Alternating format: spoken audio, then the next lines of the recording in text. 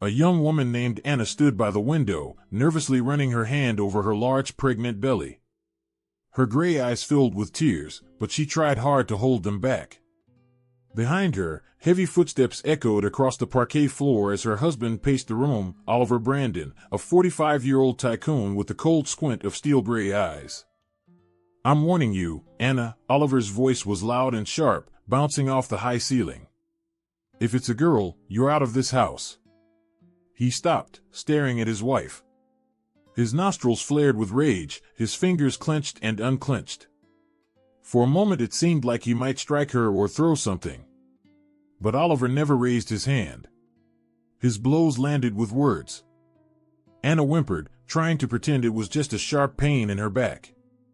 The pregnancy was almost over, every day was getting harder. But nothing was as hard as these moments of humiliation. "Why," she whispered barely audibly. "Why are you like this? It's still your child either way. I need an heir. I need a son, do you understand?" Oliver's voice rose even louder, his face red with fury. "I'm not going to waste my life on a useless little girl. Give me a son, then we'll talk. But if it's a girl," he flung his hand toward the door, "I don't want to see you here again." The last words came out almost like a growl. Silence fell. Anna felt her heart twist with pain and resentment. Her belly tightened, the baby inside seemed to feel her terror too. She slowly lowered herself into a chair because her legs could no longer hold her. The pattern of the parquet floor blurred before her eyes. One thought pounded in her head: is this real? Is the father of my child truly saying this? Oliver stepped closer, towering over her. He smelled of expensive cologne mixed with alcohol. He had clearly taken a drink before the conversation for courage. He grabbed her chin roughly and forced her face up. "Did you hear me? I mean it. A boy, you stay. A girl, get lost. I don't need dead weight." Anna pushed his hand away. Hot tears now streamed silently down her cheeks. "You're a monster," she whispered, her voice shaking. "How can you say that about your own child, and treat me this way?" Oliver only gave a contemptuous snort. "You wanted the good life? Then shut up and do as you're told. Fail me, and you can crawl back to your poverty." He spun on his heel and stormed out of the living room, the heavy oak door slamming behind him. The walls trembled from the impact, and a delicate porcelain vase rattled on the shelf, almost tipping over. Anna flinched and wrapped her arms around her belly, as if to shield her unborn baby from the cruelty of its father. A few minutes later she forced herself up. She had to get ready for the hospital. Labor could begin any moment. She knew she no longer had a place in that house if she gave birth to a daughter. And even if it was a son, did she really want to stay with a man who had just said such things? Despair surged in her chest, but beneath it was a growing, unshakable resolve. Anna made her way to the bedroom, steadying herself against the wall. Waves of pain rolled through her. Once, she had married a wealthy and powerful man, believing she would be safe behind his fortress-like strength. But the fortress had turned into a prison, and now she felt like an inmate planning her escape. She quietly called for the housemaid, the only person there who ever treated her with kindness. Vera, the elderly housekeeper with gentle eyes, rushed in, alarmed.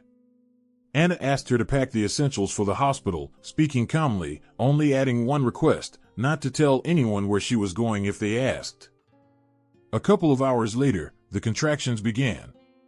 Vera called for a car and went with her mistress to the hospital.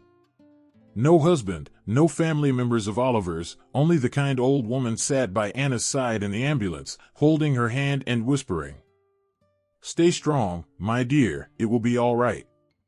The pale glow of hospital lights, the smell of antiseptic, and the hush of a night corridor greeted Anna when she finally came to. Labor had been brutal. She had slept for hours under anesthesia. Now she lay in the recovery ward, weak but alive. Her trembling hand went straight to her belly. Empty. Her heart lurched. The baby. Where's my baby? Panic rose fast, but just then a nurse in a light blue gown appeared at her side. Don't worry, Mama. Your baby girl is fine, resting in the nursery, the nurse said gently, tucking the blanket around her. You can't get up yet. Please rest. A girl. A daughter. Anna sank back against the pillow, closing her eyes. Tears of relief and sorrow streamed down her face. Her baby was alive, thank God. But it was a daughter, a little girl her father hadn't even seen and had already rejected. And in that moment Anna knew with absolute certainty that she would never go back to that cold mansion with her child. Not for any fortune. She would rather lose everything than let her daughter grow up without love. The next day, she was moved to a regular ward. A committee came in to register the birth certificate. Anna held a tiny pink bundle in her arms, her baby girl. The little one slept peacefully, her button nose softly puffing as she breathed. Only her round cheeks moved in her sleep. Looking at her child, Anna felt such a powerful wave of love that even the shadow of fear slipped away. She firmly wrote down the baby's name and her own last name, leaving out her husband's. He didn't want to acknowledge the baby girl. Fine, then so be it. When discharge day came a few days later, Anna was ready. Quietly, without drawing attention, she had already reached out to a childhood friend who had moved to another state. The friend agreed to take her and the baby in. Placing her daughter in a carrier, Anna slipped into her old coat, the one that didn't stand out. She left behind all the luxury gifts from her husband, gold jewelry, brand-name clothes, perhaps as keepsakes for the nurses. She took only her passport, a little cash, and a bag of baby things. She didn't forget Vera either. Before leaving, she quietly thanked her for everything and asked her forgiveness for keeping the secret. The kind woman, wiping away tears in secret, made the sign of the cross over the baby and promised she would always pray for them. And that's how Anna left the hospital, not for her husband's mansion, but straight to the train station. On the night train, holding little Vivian as she slept against her chest, Anna stared into the darkness beyond the window. She said goodbye to her old life without regret. The future was uncertain, but her heart was no longer afraid. For the sake of the tiny miracle breathing softly against her, she was ready to start over and face whatever trials came her way. 10 years passed. One summer morning, a narrow street on the outskirts of Springfield rang with children's voices. Kids spilled out of the school gates. The school year was over, summer vacation had begun. Anna walked along the street, smiling. Beside her, skipping a little, was her 10-year-old daughter, Vivian, chattering excitedly about the school assembly. The girl waved her hands as she spoke, while her mother gently adjusted the strap of her backpack. Life had changed completely for Anna in those years. At first, it had been incredibly hard, an unfamiliar city, a baby in her arms, no money, no home. But her childhood friend Nancy had stepped in, offering her a place to stay and helping her find work. Anna worked tirelessly in the evenings while Nancy watched the baby. During the day she caught up on little sleep but attended hairdressing courses. Slowly, things got better. First, Anna rented a room, then a small apartment. She cut and colored clients' hair at home, and soon saved enough to rent a tiny salon. Business picked up, and loyal clients began to return. Most importantly, her daughter had a happy childhood. Their life was modest, but it was filled with peace and warmth. Vivian had all the love and care she needed. She wanted nothing more. In time, even Anna's personal life found happiness again. A few years ago, she met a wonderful man, Anthony, kind and dependable. He loved Anna and embraced her daughter as his own. Recently, they had married, and Vivian already called him Dad. True, Anthony worked shifts in another state and couldn't come home every month. But Anna waited patiently, knowing he was working for their family. She had never thought she could trust a man again, yet fate had given her a good husband, and she cherished that gift every single day. Smiling at the memory, Anna and her daughter turned onto a linden-lined boulevard. The June sky was clear, and the air carried the scent of blooming roses mixed with fresh bread from a nearby bakery. Vivian looked up at her mother pleadingly. "Mom, can I have some ice cream? It's a holiday, the last day of school." She clasped her hands together in a playful begging gesture. Anna laughed. All right, sweetheart. Daddy's on his way. I'll text him to stop and pick some up. Vivian jumped with joy. They sat down on a bench under a tree, waiting for Anthony. Anna held Vivian's hand, glancing at the street now and then. Her phone rested in her bag. Anthony would call once he arrived at the schoolyard. Mom, look. Over there, the swings, Vivian suddenly exclaimed, pointing to the playground across the walkway. Can I run over and play while we wait for Dad? Just be careful, and stay where I can see you, Anna nodded. The girl darted off the bench and dashed toward the playground, her sun hat flashing among the green leaves. Anna watched her with a smile, then turned her head, and froze. Just a few steps away, on the path across the boulevard, stood a man staring straight at her. Her heart plummeted. The face was older now, thinner, but terrifyingly familiar. That steely gaze had darkened in shock. Oliver Brandon. He was dressed simply, dark pants, a light shirt, no bodyguards, no pretense. Maybe he was walking incognito or passing through. But now he stood frozen, as if he'd seen a ghost. His lips moved, but no sound came out. Anna felt her fingers go cold. Memories surged like a tidal wave, the marble floor of the living room, the slam of the heavy door, his face twisted in rage as he shouted, "Get out!" For a moment her ears rang. Then she heard her daughter's laughter, bright and close, pulling her back to the present. There he was, the man who had thrown her out 10 years ago. And here she was, alive and happy, with the daughter he had rejected. Oliver slowly stepped closer, as if in a trance. His eyes widened when a little girl in a sun hat peeked out from behind Anna. Vivian had decided to come back. The child looked curiously at the stranger. She had light blonde hair and gray eyes like her mother, but her face bore her father's features, the stubborn chin, the sharp brows. Oliver seemed to see his younger self in her, only in a girl's reflection, and color flooded his face. "Anna," he rasped at last. His throat tightened. He couldn't find the words. Is that you? And this is, he stumbled, then corrected himself, your daughter?" Anna rose from the bench to face her former husband.